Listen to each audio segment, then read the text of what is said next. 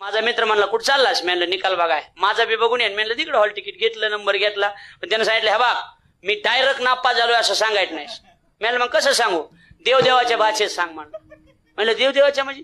माझा बाप मारीन म्हणला. माझ्याकडे नुसतं बघायचं आणि एवढं म्हणायचं. एक विषय गेला असला की तुकाराम तुकाराम, ठीक आहे. दोन विषय गेले असले की असं बघायचं आणि एवढंच म्हणायचं ज्ञानोबा तुकाराम. मी समजून दोन विषय गेले.